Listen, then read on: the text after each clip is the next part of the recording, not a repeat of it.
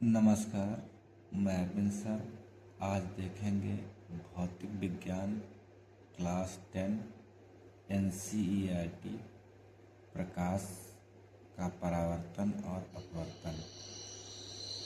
प्रकाश वह ऊर्जा है जिसके द्वारा हमें वस्तुओं को देख सकते हैं। अगर यहाँ पर हम लोगों से ये पूछ लिया गया कि प्रकाश किसे कहते हैं, तो हम ये परिभाषा लिख सकते हैं कि प्रकाश वह ऊर्जा है जिसके द्वारा हम वस्तुओं को देख सकते हैं। प्रकाश के गुण। नंबर 1, प्रकाश सरल रेखा में अर्थात सीधी रेखा में गति करता है। प्रकाश विद्युत चुंबकीय तरंग है, इसलिए इसके संचरण के लिए माध्यम की आवश्यकता नहीं पड़ती। यानी यदि आपसे पूछा जा रहा है प्रकाश के चलने के लिए किसी माध्यम की आवश्यकता पड़ती है तो उसका आंसर होगा नहीं। प्रकाश अपारदर्शी वस्तुओं की तीक्ष्ण छाया बनाता है। तीक्ष्ण का मतलब गहरी, डार्क छाया बनाता है। अपारदर्शी का मतलब जिसके दूसरी तरफ प्रकाश ना जा सके। प्रकाश की चाल निर्वात में सबसे अधिक होती है। यानी यदि आपसे प्रश्न किया जा रहा है कि प्रकाश की चाल सबसे अधिक किस माध्यम में होती है या कहाँ होती है, तो आपका जवाब होगा प्रकाश की चाल सबसे अधिक निर्वात में होती है। और इसका मान अर्थात इसकी गति होती कितनी है, तो 3 × 10⁸ मीटर प्रति सेकंड प्रकाश की चाल होती है निर्वात में।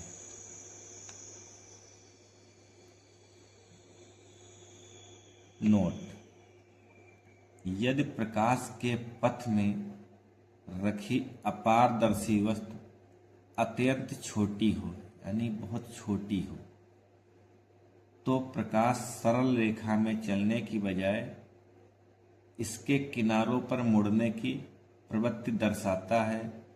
इस प्रभाव को विवर्तन कहते हैं। यदि आपसे विवर्तन को परिभाषित करने के लिए कह दिया जाता है तो आप यह परिभाषा यहाँ से लिख सकते हैं कि यदि प्रकाश के पथ में रखी अपारदर्शी वस्तु अत्यंत छोटी हो तो प्रकाश सरल रेखा में चलने की बजाय इसके किनारों पर मुड़ने की प्रवृत्ति दर्शाता है। यह प्रभाव प्रकाश का विवर्तन कहलाता है। प्रकाश का परावर्तन। उच्च कोटि की पॉलिश किया हुआ पृष्ठ यानी कोई सतह, जैसे कि दर्पण, अपने पर पड़ने वाले अधिकांश प्रकाश को परावर्तित कर देता है। प्रकाश के परावर्तन के नियम।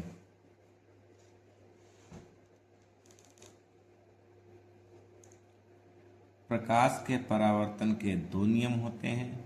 नंबर 1, आपतन कोण परावर्तन कोण के बराबर होता है। आपतित किरण दर्पण के आपतन बिंदु पर अभिलंब तथा परावर्तित किरण सभी एक ही तल में होते हैं, जैसे कि इस डायग्राम में दर्शाया गया है। ठीक है, ये कोई समतल दर्पण है। यहाँ पर एक किरण आ रही है तो आने वाली किरण को आपतित किरण कहते हैं। समतल दर्पण से टकराने के बाद जो वापस जा रही है, वापस जाने वाली किरण को परावर्तित किरण कहते हैं। समतल दर्पण पर जो एक पॉइंटर बिंदुवत लाइन खींची जाती है 90 अंश पर, उसे अभिलंब कहते हैं। अभिलंब और आपतित किरण के बीच में बनने वाले कोण को आपतन कोण कहते हैं, जिसको I से लिखा जाता है। अभिलंब और परावर्तित किरण के बीच में बनने वाले कोण को परावर्तन कोण कहते हैं, जिसको R से लिखा जाता है। परावर्तन के दो नियम यानी आपतन कोण तथा परावर्तन कोण के बराबर, यानी I बराबर कोण R, यानी कोण I बराबर कोण R। दूसरा, आपतित किरण, आपतन बिंदु पर अभिलंब और परावर्तित किरण सभी एक ही तल में होते हैं।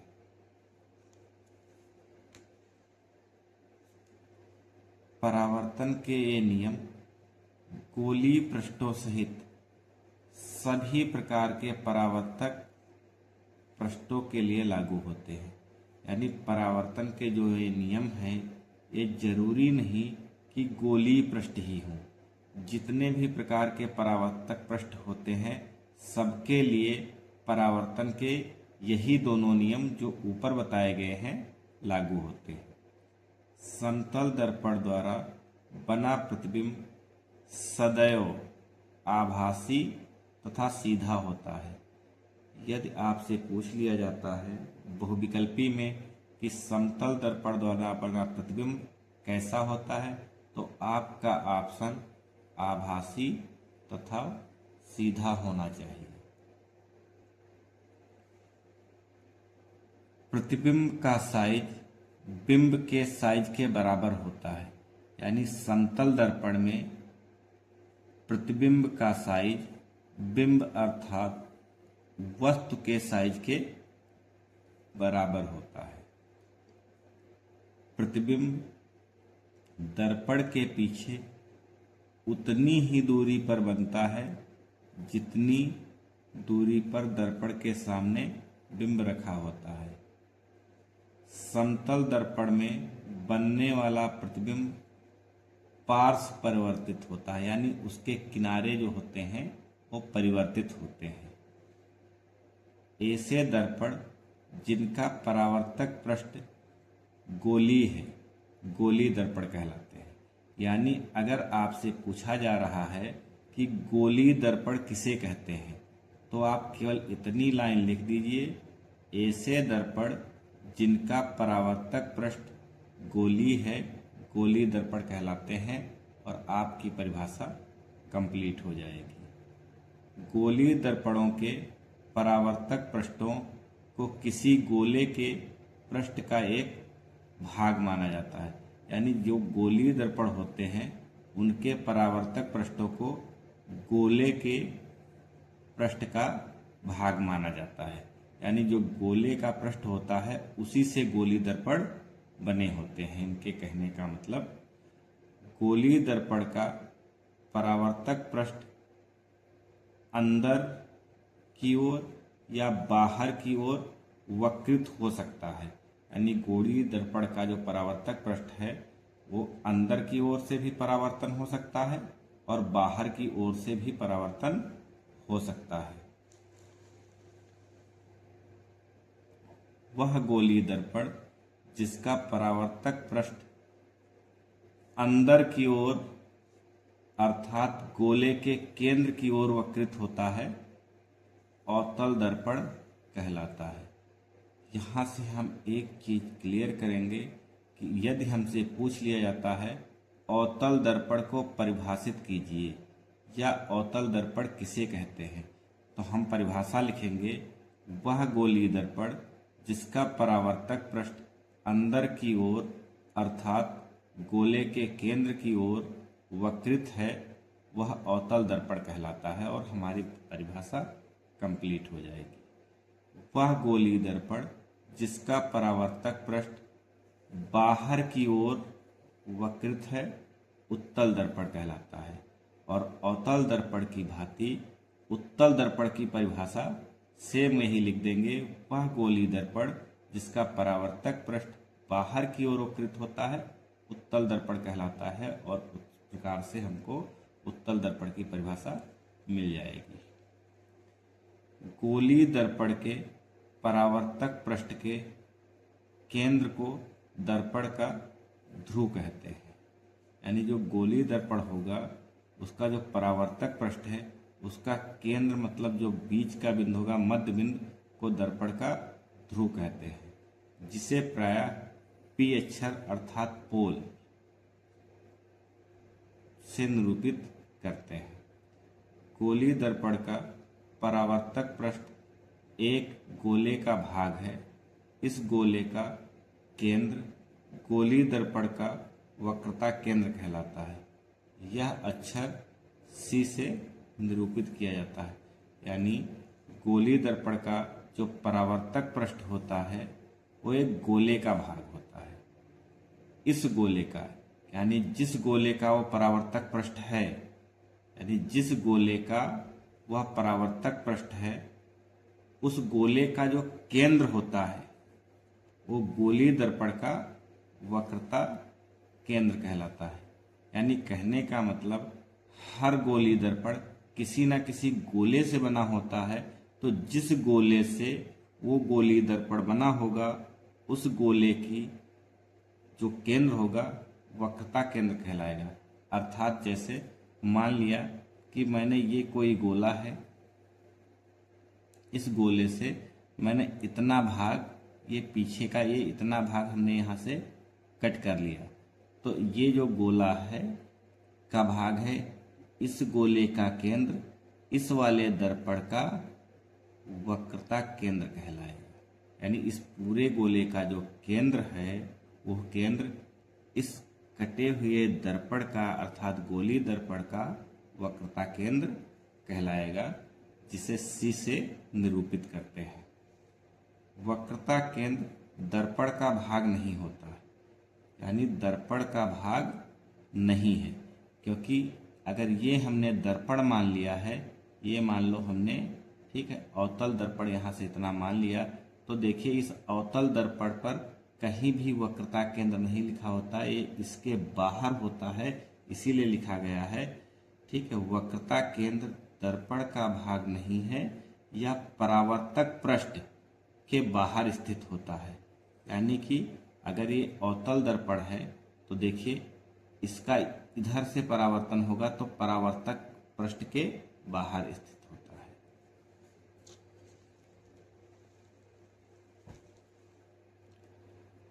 अवतल दर्पण का वक्रता केंद्र परावर्तक पृष्ठ के सामने स्थित होता है। यानी अवतल दर्पण अगर जो है तो उसका वक्रता केंद्र जिस पृष्ठ से परावर्तन हो रहा होगा उसके सामने स्थित होता है।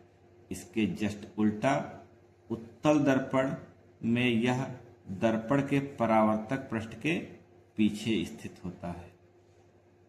गोलीय दर्पण का परावर्तक पृष्ठ जिस गोले का भाग है उसकी त्रिज्या, यानी कि उस गोले का भाग है उसकी त्रिज्या दर्पण की वक्रता त्रिज्या कहलाती है। इसे R से निरूपित किया जाता है। यानी जिस गोले से गोलीय दर्पण बना है उस गोले की त्रिज्या गोलीय दर्पण की वक्रता त्रिज्या कहलाती है, जिसको R से निरूपित किया जाता है। गोलीय दर्पण के ध्रुव तथा वक्रता त्रिज्या से गुजरने वाली एक सीधी रेखा को दर्पण का मुख्य अक्ष कहते हैं। यानी जैसे मान लीजिए ये हमारा कोई दर्पण है, दर्पण का ये मध्य बिंदु जिसे पोल कह देंगे,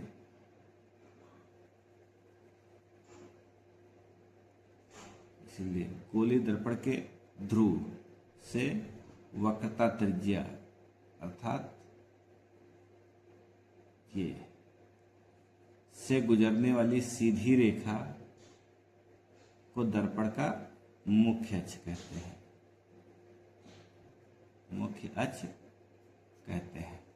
मुख्य अक्ष दर्पण के ध्रुव पर अभिलंब होता है। यानी कि ध्रुव पर अभिलंब का मतलब 90 डिग्री पर होता है। अभिलंब होने का मतलब 90।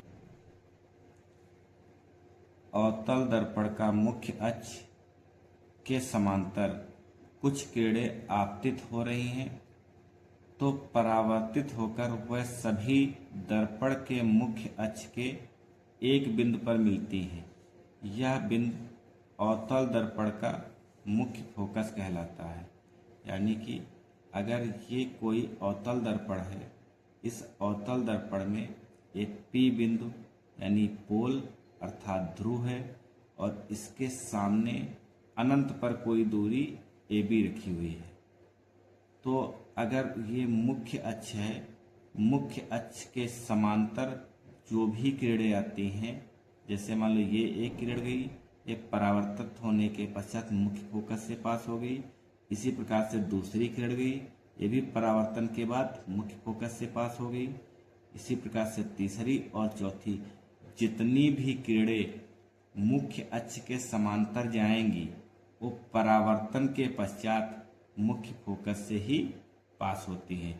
इसी चीज को यहाँ पर लिखा गया, अवतल दर्पण का मुख्य अक्ष के समांतर यानी अवतल दर्पण यानी ये जो अवतल दर्पण है के मुख्य अक्ष यानी इस लाइन के समांतर यानी समांतर मतलब जिसमें समान अंतर हो, आने वाली आपतित किरणें यानी जो आपतित हो रही हैं यानी आ रही हैं, परावर्तित होकर यानी टकराने के बाद सभी दर्पण के मुख्य अक्ष यानी F से, ठीक है, मुख्य अक्ष के एक बिंदु पर मिलती हैं। यह बिंदु जिस बिंदु पर मिलती हैं यही बिंदु अवतल दर्पण का मुख्य फोकस कहलाता है, जिसको F से लिखा जाता है।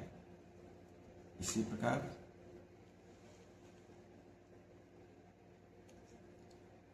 उत्तल दर्पण द्वारा मुख्य अक्ष के समांतर आने वाली आपतित किरणें परावर्तित होने के पश्चात मुख्य अक्ष पर स्थित एक बिंदु से आती हुई प्रतीत होती हैं। यह बिंदु उत्तल दर्पण का मुख्य फोकस कहलाता है। जैसे कि ये यहाँ पर उत्तल दर्पण है, ये इसका पोल है, ये इसका फोकस है और ये वक्रता केंद्र है और ये वस्तु अनंत पर रखी हुई जहाँ से किरण समांतर किरण आ रही है, जो कि टकराने के बाद परावर्तित हो रही है और पीछे बिंदुवत फोकस पर जा रही है। बिंदुवत जब कोई चीज जाती है तो उसे आभासी आती हुई प्रतीत होती है, यानी आभास हो रहा है। ठीक है, जितनी भी किरणें गई हैं वो टकराने के बाद वापस आ रही हैं और वो F से आती हुई प्रतीत होती है। तो जो यही F है ये उत्तल दर्पण का फोकस कहलाता है, अर्थात मुख्य फोकस कहलाता है। यहाँ पर वक्रता केंद्र से जो किरण निकली है सीधे चली गई है, यह देखिए अभिलंब का काम कर रही है। तो यहाँ पर दो कोण बनते हैं I और R, जैसा कि हमने पीछे पढ़ा था कि परावर्तन कोण और अपवर्तन कोण दोनों आपस में बराबर होते हैं। ये वही कोण है जो R परावर्तन कोण और I आपतन कोण का काम कर रहे हैं। मुख्य फोकस को अक्षर F से निरूपित करते हैं, यानी प्रदर्शित करते हैं।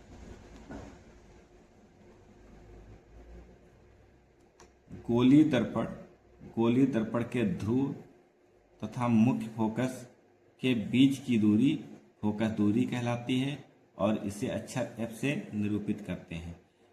यहाँ पर अगर हम लोगों से कह दिया जाए फोकस दूरी को परिभाषित कीजिए या फोकस दूरी किसे कहते हैं, तो हमको यही परिभाषा लिखनी होगी।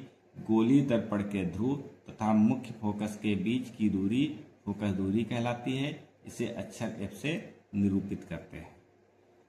वक्रता त्रिज्या R तथा फोकस दूरी F के बीच संबंध, यानी छोटे द्वारक के गोलीय दर्पणों के लिए वक्रता त्रिज्या फोकस दूरी की दोगुनी होती है। यानी जितने भी गोलीय दर्पण जिनका द्वारक त्रिज्या से छोटा होता है, जिनका द्वारक त्रिज्या से छोटा होता है, उन सभी के लिए वक्रता त्रिज्या फोकस दूरी की दोगुनी होती है, जिसे R बराबर 2F से लिखा जाता है। गोलीय दर्पण का मुख्य फोकस उसके ध्रुव तथा वक्रता केंद्र को मिलाने वाली रेखा का मध्य बिंदु होता है। यानी गोलीय दर्पण का मुख्य फोकस उसके ध्रुव तथा वक्रता केंद्र को मिलाने वाली रेखा का मध्य बिंदु होता है जैसे कि ऊपर डायग्राम बने हैं, इसी से हम समझने का प्रयास करते हैं।